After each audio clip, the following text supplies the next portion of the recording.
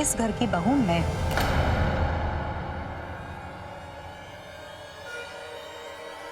तो गुरुजी की आरती करने का हक भी मने मिलना चाहिए ना। रज्जो, तभी इसी बखत जो डिब्बी सिमरन को दे दे। तो अच्छी तरह से जाना है ना कि मारी नजर में इस घर की बहू और राजवीर की घराड़ी सिर्फ और सिर्फ सिमरन ही है।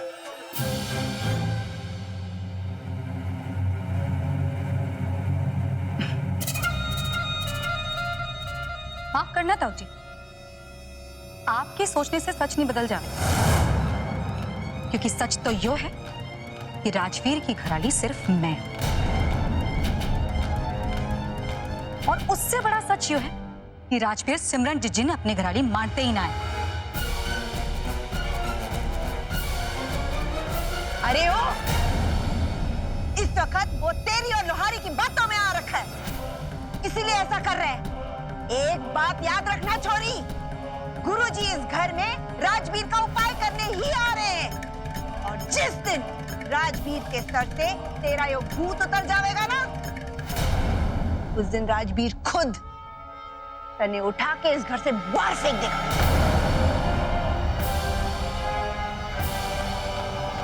तो एक बात मारी भी ध्यान से सुन लेना दादी जी, मैं इस घर से अर्थी में वापस जाऊंगी। जीते जी तो मैं छोड़ने से रही राजवीर का साथ, और अगर राजवीर को हमारे से अलग करना है ना, तो पहले मने मारना पड़ेगा, और उससे कोई फायदा ना होगा, क्योंकि मरने के बाद भी मैं सिमरन ने राजवीर के साथ नहीं रहने दूंगी।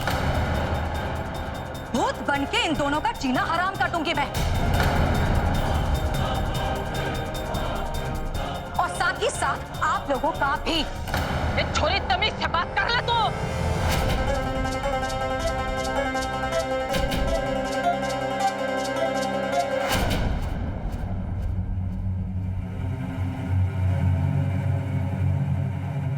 देख, गुरुजी बहुत सालों के बाद इस घर में आ रहे,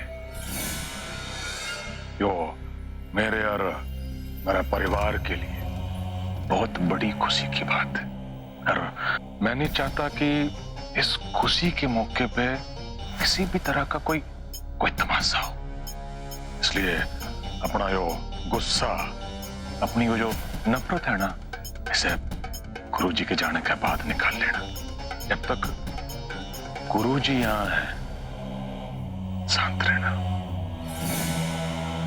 ओ सामू, यो क्या कर रहे हैं? कोई जरूरत ना है इसने समझाने की। अरे यो इतनी ही समझदार होती ना, तो किसी का घर बर्बाद ना करती। थोड़ी देर के लिए तो चुप हो जाना माँ, और हम सबसे भी हमारी प्रार्थना है कि गुरुजी के यहाँ रहने तक अपना गुस्सा अपना काबू में रखो। देखो, हमारे लिए गुरुजी भगवान जैसे हैं, उनका एक कदम इस घर को सालों तक के लिए दुखों से दूर कर सके, और अगर हमारी वजह से गुरुजी को कोई दुख पहुंचाना, तो समझ लेना हमारे लिए मरने जैसी बात हो जाएगी। उम्मीद करता हूं हम सबको हमारी बात समझ आ गई होगी। और तू इस घर में शुरू में तने रहने की इजाजत मैंने दी थी,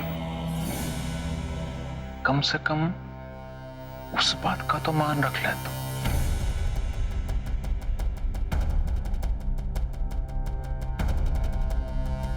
ठीक से।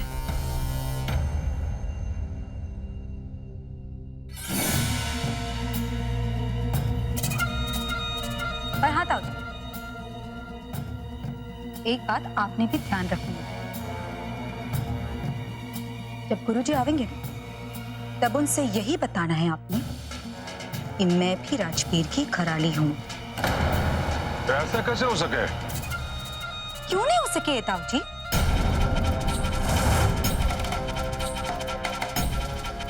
अरे मैं कौन सा आपने कोई झूठ बोलने बोल रही हूँ, आखिर मैं भी राजवीर की घराड़ी हूं ना। और अगर गुरुजी ने आपको हमारे बारे में कुछ और बताएंगे तो इसका मतलब आप झूठ बोल रहे होंगे ना, और वो भी एक ऐसे इंसान से झूठ जिनसे आपने सच बोलना सीखा है।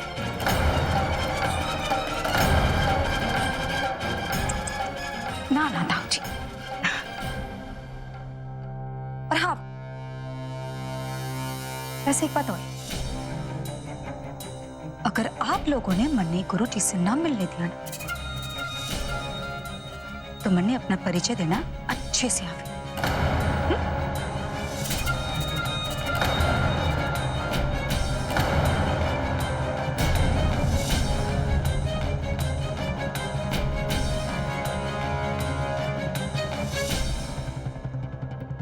आखिर ये ऐसा क्यों कर रही है? क्या चल रहा है इसके दिमाग में? तुम तीनों हमारी आने वाली सुपर डुपर हिट फिल्म के सुपर डुपर हिट सितारे हो। हाँ, जैसे कि रानो जी हमारी फिल्म की हीरोइन, बल्लू चाचा हमारी फिल्म के खलनायक, और यो जग्गी जो बहुत जल्द फिल्मी दुनिया के बड़े से बड़े लेखकों की छुट्टी कर देगा।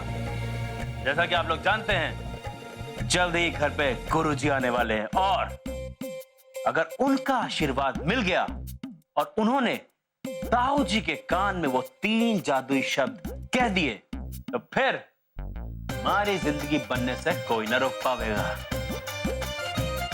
पर कौन से 3 जादुई लफ्ज?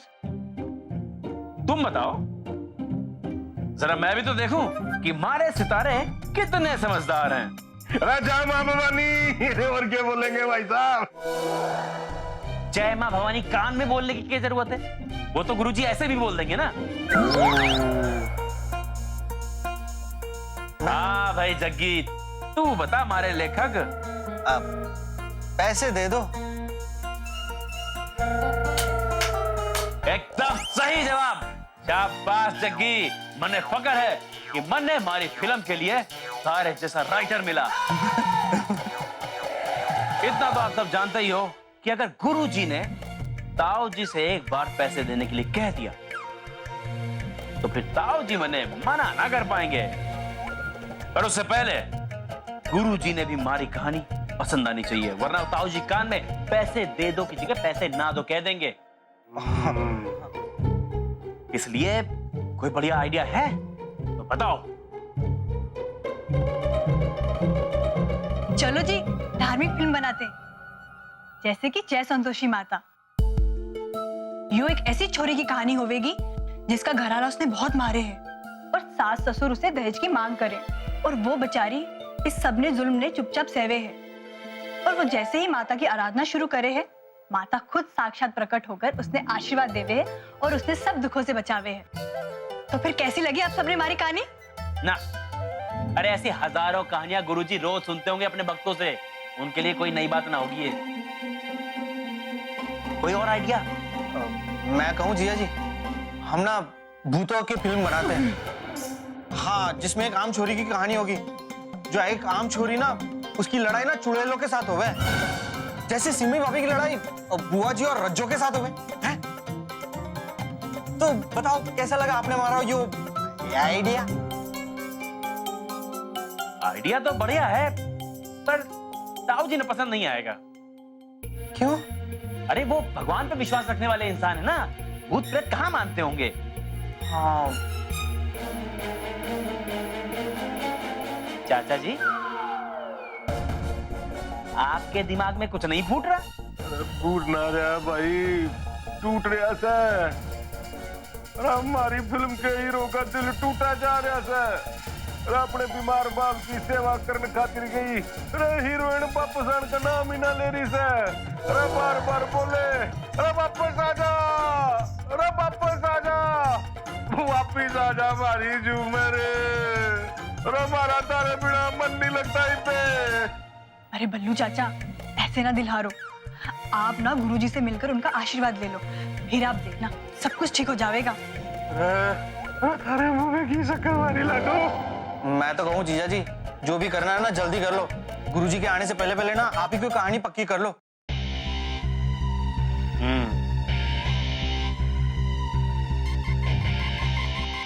तो सुनो, काली अंधेरी रात थी, बिजली चमक रही थी और बारिश भी हो रही थी कि तभी अचानक जोर से बिजली कड़कती, एग्जैक्टली ठीक इसी तरह कहीं से एक बच्चे की रोने की आवाज आती है और हम देखते हैं कि एक छोटा बच्चा बारिश में भीग रहा है। उसका एक भाई उसके लिए खाना लेने गया हुआ है और उसका दूसरा भाई अपने आवारा दोस्तों के साथ जुआ खेलने। उनके ईमानदार बाप पे चोरी का इल्जाम लगाया गया था, इसलिए उन्होंने जहर खा लिया था और उसकी बीमार मां इस सदमे को बर्दाश्त नहीं कर पाई, वो भी चल बसी। इसलिए ये तीनों बच्चे अकेले हैं और आज की बारिश तीनों के अकेलेपन ने बढ़ाने वाली है। बारिश, तूफान और गाना और इन तीनों का बिछड़ जाना। कट टू 15 साल बाद। 15 साल बाद ये तीनों बच्चे बड़े होकर मारी तरह हीरो बन जावे और बचपन में जहां वो रहे हैं इब वहां एक बहुत बड़ा होटल बन गया है और उसे बनाने वाला कोई और नहीं बल्कि वही इंसान है जिसने उनके बाप पे चोरी का इल्जाम लगाया था। वो तीनों भाई वहां पहुंचते हैं लेकिन अफसोस वो एक दूसरे ने पहचानते नहीं हैं। तीनों उस होटल ने खरीदना चाहते हैं, तीनों में लड़ाई हुए है और लड़ते लड़ते कपड़े फट जावे हैं और मां के दिए हुए लॉकेट दिख जावे हैं। तीनों भाई एक दूसरे ने पहचान के एक दूसरे से गले लगते हैं और उस होटल के मालिक ने मार के अपने बाप की मौत का बदला लेते हैं। वाह वाह गबरू जी, क्या कहानी सुनाई आपने। और इसके साथ में हैप्पी वाला द एंड। कैसा ये इश्क है, अजब सा रिस्क है।